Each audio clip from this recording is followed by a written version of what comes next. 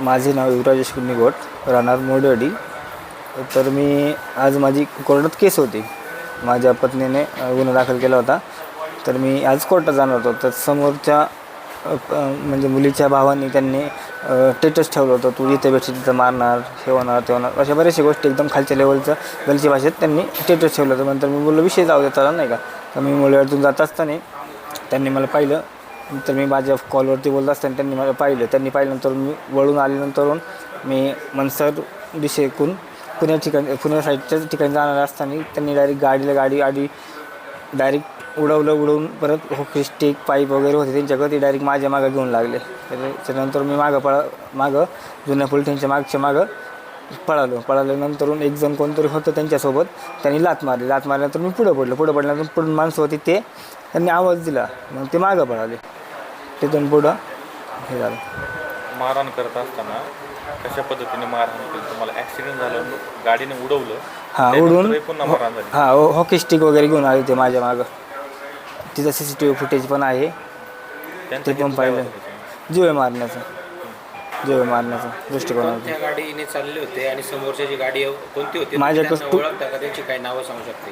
हां, प्रणव अनिल सोनार, किरण बाळासाहेब कुलकर्णी, गणेश बाळासाहेब कुलकर्णी आणि अनिल छब्बू सोनार, असे 4 जण होते गाडीत.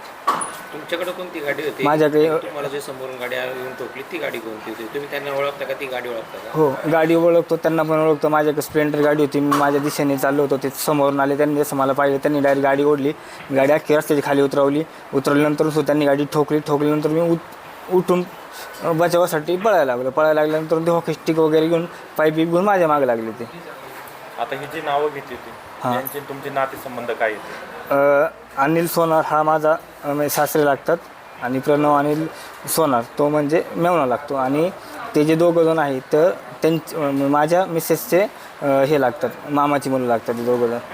हे सगळं झालं. आता तुमची कौटुंबिक पार्श्वभूमी काय आहे? याला कुठेतरी पार्श्वभूमी असं वाटते आहे थोडीशी. हां, काहीतरी यांना कोणतरी हस्तगत करत असं म्हणून एवढी इथपर्यंत जीवापर्यंत येतात. केस कोणती चालू आहे, काय याच्या मागणी? माझ्यावरती 498 आणि बरेचसे असे 2-3 आहे आरोप, आणि एक माझी केड कोर्टात डिवोर्सची केस चालू आहे. घटस्फोटाची? हां, घटस्फोटाची. बायको तुमच्यासोबत नांदत नाही का आता? नाही, ती त्यांच्याकडची. काय कारण काय? त्यांचं कौटुंबिक वाद झाला तिचा माझा, तेव्हापासून ती त्यांच्याकडे.